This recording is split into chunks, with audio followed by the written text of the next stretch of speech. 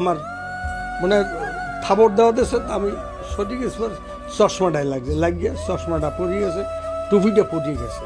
তখন আমি ওইটা যখন আমি উঠান দিছি তখন ও আমার পিঠে আঘাত করছে, আর ওই মাথার উপরেও একটা আঘাত করছে। মিটিংয়ে বসিয়া অনেক অনেক কথা বলে, এটা আমি মুক্তিযোদ্ধার চেতনায় বিশ্বাসী না। মুক্তিযোদ্ধার কোঠা বাতিল করবে, সেখানে আমি মুক্তিযোদ্ধাদের পক্ষে কথা বলবো না?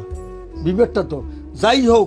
তারপরে সেই জন্য কি তুমি বিএনপি করতে পারো, তুমি অনেক কইতে পারো, শেখ হাসিনার গালি দিতে পারো, কিন্তু তাই বলে কি তোমার গায়ে আমি হাত তুলবো?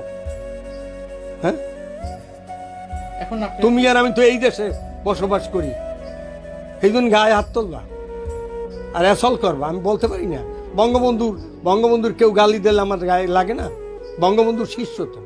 পদক্ষেপে আল্লাহর কাছে বিচার দিছি। তারপরে আমি একটা প্রশাসনকে তো আমার জানাইতে হয় যে ঘটনা, আমি তো মুক্তিযোদ্ধা, তুই ভুয়া মুক্তিযোদ্ধা, এটা কি গালি?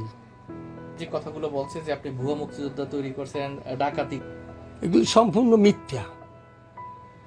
আমি একজন মুক্তিযুদ্ধের সংগঠক। এই বরগুনা, শুধু বরগুনা জেলায় না, আমি আর সিদ্দিক যখন মুক্তিযুদ্ধে প্রথম নামছি 26শে মার্চ, পরে তো আর আমরা দুইজন ঘরে উঠি না, তখন পটুয়াখালীও, এই যে মির্জাগঞ্জ, তারপর গুলশাখালী টেলি, বিগাই, এই সমস্ত জায়গায় আমরা সংগঠক হিসেবে মুক্তিযোদ্ধা সৃষ্টি করছি।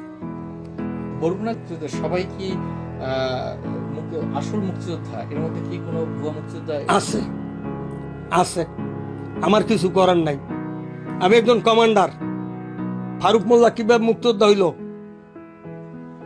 সালে ফারুক কিভাবে মুক্তিযোদ্ধা হইল? আমার তো কিছু করার নাই। যাচাই বাছাই হয়েছে বিএনপির আমল। 21-এ আমি বাতিল করছিলাম ফারুক মোল্লারে, সালে ফারুকের বাতিল করছি। জিজ্ঞেস করছি, বোর্ড আসতো, আমি তো আর একা না, 7 জন নিয়ে বোর্ড। এই বোর্ডে জিজ্ঞেস করছি আপনি কোন ট্রেনিং দিয়েছেন? আমি ট্রেনিং দিই না।